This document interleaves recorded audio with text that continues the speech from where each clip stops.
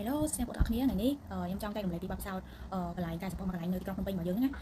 យាយទៅវាជាបទពិសោធន៍តរបស់ខ្ញុំអញ្ចឹងណាអញ្ចឹងខ្ញុំចង់ចែករំលែកប្រាប់បងប្អូនទាំងគ្នាឲ្យប្រយ័ត្នទាំងអស់គ្នាជាពិសេសអ្នកដែលចង់កាយសម្ពោធដូចជាធ្វើចំហកាត់បបភ្នែកអីអញ្ចឹងណាអាហ្នឹងវាជាលក្ខណៈភេទយើងវះកាត់អញ្ចឹងបើសិនជាយើងជ្រើសរើសខុសកន្លែងណាបងប្អូនពេលខ្លះវាអាចនឹងកើតមានរឿងធំដែលយើងនឹកស្មានដល់អញ្ចឹងណាហើយបើខ្ញុំវិញខ្ញុំអត់ដឹងទេថាពេទ្យនៅខ្មែរយើងនៅពេញហ្នឹងពេទ្យណាដែលល្អវះកាត់ល្អអីចឹងខ្ញុំអត់ដឹងទេអញ្ចឹងហើយខ្ញុំតែងតែមើលតាម Facebook មើលអីចឹងទៅហើយនិយាយទៅឃើញគេពុះផេកពុះអីល្បីវាហោះមករហូតចឹងយើងគិតថាកន្លែងការសម្ពោធហ្នឹងល្អតែតាមពិតទៅបងប្អូនអីដែលយើងឃើញហ្នឹងណាគឺវាដូចការពិតវាអត់ល្អដូចអីដែលយើងឃើញទេអញ្ចឹងណាអញ្ចឹងហើយបានខ្ញុំថ្ងៃនេះខ្ញុំចង់មកចែករំលែកប្រាប់បងប្អូនទាំងអស់គ្នាថាមុននឹងយើងសម្រាប់ថាចង់ការសម្ពោធនៅស្រុកខ្មែរយើងគួរតែប្រយ័ត្នមែនតើហើយយើងគួរតែជ្រើសរើសកន្លែងការសម្ពោធណាដែលគេមើលទៅមានវាថា feedback មកល្អបែប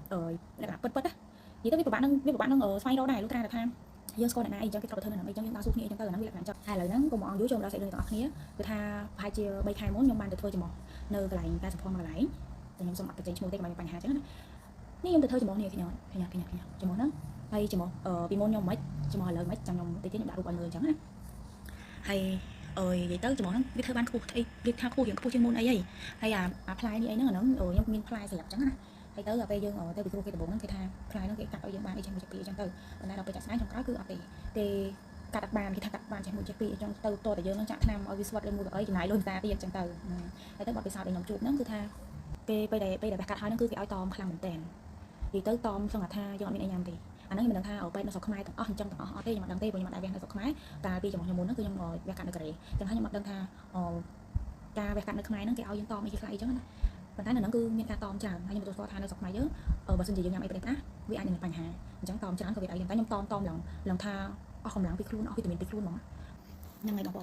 ននិយាយតទៀតគាត់អត់ឲ្យយើងហ្នឹងញ៉ាំរបស់ដែលកាយសាហាវហ្នឹងដែលជាទូទៅអ្នកវះកាត់ហ្នឹងគឺគេឲ្យតមហ្នឹងវាត្រូវហើយប៉ុន្តែខ្ញុំសូមនិយាយរបស់ដែលគេឲ្យញ៉ាំពេលដែលយើងវះកាត់ហើយនិយាយទៅយើងញ៉ាំបានតែប្រហែលមុខទេយើងអាចញ៉ាំអំបិលស្ករប៊ីចេងរ៉ូឌីអីញ៉ាំបានទេទឹកត្រីញ៉ាំបានដែរហើយបន្លែញ៉ាំបានតែស្វ័យកញ្ញាញ់ហើយស្អីគេទេមួយទៀតនេះស្វ័យគេមួយទៀតខ្ញុំភ្លេចហើយផ្លែឈើវិញចេកក៏ញ៉ាំបានអីញ៉ាំបានដែរយើងញ៉ាំបានតែផ្លែឈើរីហើយទឹកនេះខ្ញុំញ៉ាំបានទឹកជាកម្មហើយអីទៀតខ្ញុំអត់ទៅចាំទេវាមានពីរបីមុខដែរអញ្ចឹងណាប៉ុន្តែក្នុងរយៈពេលដែលយើងតមហ្នឹងដូចជាកន្លះខែយើងត្រូវតមញ៉ាំបានតែប៉ុណ្្នឹងទេហើយដល់ពេលហើយបងប្អូនខ្ញុំឡងអស់អាលីងពីខ្លួនអត់មានវីតាមីនទេខ្ញុំឡងវិលមុខលក្ខណៈថាងើបមកវិលមុខខ្ញាល់ហ្មងហើយពេលខ្លះខ្ញុំដូចថាខ្ញុំខ្សោយពេកអញ្ចឹងទៅខ្ញុំញ៉ាំរបស់ពៅអីចឹងណាឲ្យវាមានកម្លាំងខ្លះតែខ្ញុំមិនដឹងថាគេតមខ្ញុំអត់ទេប៉ុន្តែការខ្ញុំវះកាត់នៅកូរ៉េពេទ្យកូរ៉េគេឲ្យតមនៅថ្នាក់ហ្នឹងពេកទេវាមិននេះទេវាទៅជាធ្វើយើងអស់កម្លាំងអស់វីតាមីនពីខ្លួនហើយមកកន្លះខែបងប្អូនមិនមែនលឿនទេណានៅកូរ៉េគេឲ្យយើងតមតែពីមុខសាច់តាជាសាច់គោសាច់អីសាច់ទាសាច់អីអញ្ចឹងទៅប៉ុន្តែនៅខ្មែរហ្នឹងគឺតមសឹងថា 80% ហើយវា 90% តម 90% យើងញ៉ាំបានតែ 10% យើងញ៉ាំបានតែមួយទីទូហ្នឹងឯងអញ្ចឹងយើងមានវីតាមីនអីក្នុងខ្លួនទេហើយដល់ពេលហើយអាហ្នឹងវាមិនបញ្ហាទេខ្ញុំគិតថាយើងចង់ស្អាតយើងទ្រាំទៅណាដើម្បីស្អាតយើងខ្លាចពេលយើងញ៉ាំទៅវាមានខ្លាញ់មានអីអញ្ចឹងទៅអញ្ចឹងហើយអាឡៃហ្នឹងខ្ញុំគិតថាអត់អីទេយើងអាចទ្រាំបានតែយើងចង់ស្អាតប៉ុន្តែអីដែលខ្ញុំទទួលយកបានណាខ្ញុំធ្លាប់វះកាត់នៅកូរ៉េមិនថាពេលណាក៏ដោយគេទុកគ្នាយើងតែ3ថ្ងៃ4 5ថ្ងៃអីចឹងទៅ5ថ្ងៃមួយអាទិត្យអីអស់ហើយនិយាយទៅគេទុកតែ5ថ្ងៃទេមិនឲ្យលក្ខណៈថាធ្នេយើងនឹងជាសះតន់ទេលក្ខណៈថាគេឲ្យវាអត់តន់ជាសះក្រៀមណាគេឆាប់កាត់ធ្នេអញ្ចឹងដល់ពេលហើយនៅនេះគឺអត់ទេឲ្យលេងឲ្យខ្ញុំទុកធ្នេឡើងកន្លះខែបងប្អូនខ្ញុំនិយាយមែនធ្នេនឹងទុករហូតតចំហខ្ញុំនឹងអាធ្នេនឹងវាក្រៀមធម្មតាវាក្រៀមហើយគាត់និយាយថាវាក្រៀមកាត់បានហើយបងប្អូនសួរថារបួសណាដែលវាមិនក្រៀមហើយធ្វើមិនឲ្យវាបាត់ក្រៀមមិនទុកយូរទៅទុកតតែវារីកតតែវាคล้ายបានគាត់ព្រមកាត់ធ្នេឲ្យយើងគាត់ឲ្យយើងនឹងទុកធ្នេឲ្យបាន10ថ្ងៃគាត់កាត់ឲ្យអញ្ចឹងណាហើយបងប្អូនខ្ញុំតែវះកាត់ណាគេឲ្យទុកធ្នេដល់10ថ្ងៃទេដល់ទៅពេលហើយធ្នេឡើងក្រៀមឡើងអីអស់ហើយឡើងសាច់យើងនឹងជាចូលគ្នាអស់ហើយណាហើយទៅវាជិតដល់ថ្ងៃហើយទៅខ្ញុំមានអារម្មណ៍ថាវាចង់ឆ្លងមេរោគបងប្អូនវារីកវាចង់ឆ្លងមេរោគដោយសារធម្មតាធ្នេវាជាហើយវាមិនទាញសាច់ចូលហើយត្រូវសាច់ខ្ញុំហ្នឹងវារៀងខ្លាយផងហើយដល់ពេលទុកធ្នេយូរវាឆ្លងមេរោគចូលហើយដល់ទៅពេលហើយឆ្លងមេរោគហើយវាចាប់ផ្ដើមចេញទូហើយខ្ញុំសុំតែកាត់ធ្នេអត់កាត់ឲ្យខ្ញុំទេសឹកឲ្យខ្ញុំលៀងសរោមប្រៃលៀងអីរហូតនៅរាមរៃនៅហ្នឹងនឹងចង់ឲ្យលួយខូចច្រមុះខ្ញុំណានិយាយទៅខ្ញុំអត់ដឹងថាវិជ្ជាជីវៈគាត់នឹងរៀនមកពីណាខ្ញុំអត់ដឹងទេគាត់ថាខ្ញុំទទួលយកបានទេកន្លែងហ្នឹងហើយបងប្អូនត្រូវប្រយ័ត្នឲ្យមែនតើគ្មានកន្លែងណាវះកាត់ណាទុកធ្នេដល់10ថ្ងៃទេហើយ10ថ្ងៃអាពេលអញ្ចឹងហើយអត់កាត់ធ្នេខ្ញុំទេច្រមុះខ្ញុំចង់ឲ្យលួយទេឡើងចេញខ្ទុះហើយគេអត់ហ៊ានកាត់ឲ្យយើងទេកូនប៉ែហ្នឹងគាត់កាត់តែកន្លែងធ្នេអាកន្លែងដែលវាខ្លាយហ្នឹងកន្លែងខ្លាយចេញទឹកនេះហ្នឹងស៊ីវាស៊ីសាច់មេរោគនឹងស៊ីសាច់ច្រមុះខ្ញុំអាគៀនហ្នឹងវាកន្លែងគៀនហ្នឹងឡងស្នាមហើយឡងភ័យខ្ញុំខ្លាចតែលួយមានមេរោគឆ្លងចូលដល់នៅក្នុងច្រមុះអីចឹងណាដល់ពេលហើយទៅគេដូចអត់មានខ្វាយខ្វល់អីទេតែយើងក៏ភ័យចង់មកខ្ញុំសឹងថារត់ទៅកាត់ធ្នេនៅពេទ្យនៅក្រៅប៉ុន្តែខ្ញុំនឹកឃើញថាបើសិនជាខ្ញុំរត់ទៅកាត់នៅក្រៅចុះបើមានបញ្ហាអីទៀតមកទៀតអ្នកណាគេអ្នកទូខុសត្រូវចឹងណាចឹងខ្ញុំអត់ហ៊ានទៅកាត់នៅក្រៅទេខ្ញុំសុខចិត្តទ្រាំគេឲ្យខ្ញុំហ្នឹងទុកឲ្យដល់14ថ្ងៃអាច្រមុះខ្ញុំកំពុងតែខ្លាយហើយគេឲ្យខ្ញុំហ្នឹងទុកឲ្យដល់4ថ្ងៃទៀ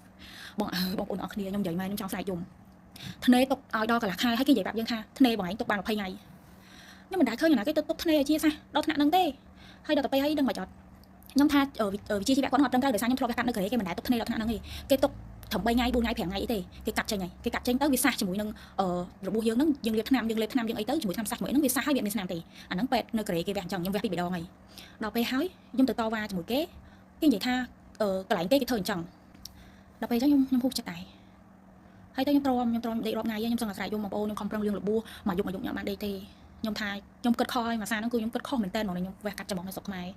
ខ្ញុំមិននិយាយទាំងអស់ពេទ្យកាយសម្ព័ន្ធស្រុកខ្មែរទាំងអស់ហើយគាត់ថាពេទ្យមួយហ្នឹងដែលខ្ញុំទៅខុសហ្នឹងណាខ្ញុំស្ដាយក្រោយខ្លាំងមែនតើបងប្អូនទៅរំដល់ថ្ងៃគេកាត់គ្នាឲ្យខ្ញុំហ្នឹង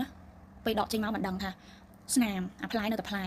ែហើយច្រមុះខ្ញុំស្នាមហើយកន្លែងដែលមេរោគ VC ហ្នឹងចាំតិចខ្ញុំដាក់រូបឲ្យមើលមេរោគ VC ឡើងចង់អស់មួយជាងកន្លែងនេះស៊ីស្បែកខាងក្រៅហើយពេលដែលកាត់គ្នាហ្នឹងអាគ្នានៅខាងក្នុងនេះក៏ស្នាមអាគៀនខាងនេះក៏ស្នាមហើយអាកន្លែងនេះក៏ស្នាមឥឡូវហ្នឹងទៅមករៀងអន់ស្នាមផ្លែនិ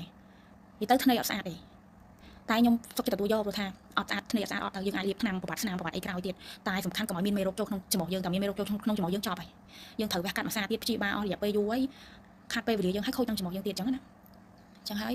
យអូខ្ញុំកាត់គ្នាហើយខ្ញុំដកបន្លាចេញពីទ្រូងហើយខ្ញុំខំប្រឹងលាបថ្នាំអាថ្នាំដែលគេហាមឲ្យខ្ញុំលាបហ្នឹងគេឲ្យខ្ញុំលាបទេអាថ្នាំក្រហមដែលយើងលាងរបួសហ្នឹងណាឆាប់ក្រៀមហ្នឹងគេឲ្យលាបទេគេឲ្យលាបតែសេរ៉ុមប្រៃទេហើយសួរសេរ៉ុមប្រៃហ្នឹងទប់មេរោគបានប្រហែលលាបសេរ៉ុមប្រៃហ្នឹងរហូតដល់តែឆ្លងមេរោគបើខ្ញុំនៅពេទ្យនៅក្រេគេលាបថ្នាំក្រហមឲ្យយើងលាបអាថ្នាំក្រហមលាងរបួសហ្នឹងអានឹងសម្រាប់មេរោគបានច្រើនដល់តែពេលខ្ញុំកាត់គ្នាហើយខ្ញុំមកព្យាបាលខ្លួនឯងខ្ញុំព្យាយាមប្រើថ្នាំក្រហមនឹងលាងអាកន្លែងដែលរលួយហ្នឹងអាកន្លែងដែលវាខ្លាយរលួយហ្នឹងខ្ញុំប្រឹងលាបកន្លែងដែលគេកាត់គ្នាកាត់អីហ្នឹងវានៅមានមេរោគវានៅលំមាស់ឈីបរហូតដល់ពេលអញ្ចឹងខ្ញុំខំប្រឹងព្យាបាលនិយាយទៅខំប្រឹងលេបថ្នាំខ្ញុំលេបថ្នាំសះរហូតឡើងគ្រប់មួយខែព្រោះពេលអីដែលខ្ញុំញ៉ាំអីលក្ខណៈថាគ្រាន់តែយើងញ៉ាំសាច់ធម្មតាសោះវាឈីបហ្មងធ្វើយើងថាយើងភ័យប្រហែលយើងខ្លាចតែមានមេរោគអីនៅtrongច្រមុះហ្នឹងទេវាឈីបវាចាប់កន្លែងហ្នឹងវាធ្វើយើងភ័យហើយចាប់នឹងក្រហមច្រមុះអញ្ចឹងទៅដល់ពេលហើយទៅខ្ញុំឃើញវាក្រហមហើយខ្ញុំភ័យខ្ញុំលេបថ្នាំសះឡើងចង់ខូចពោះវៀនខ្ញុំលេបឡើងគ្រប់មួយខែ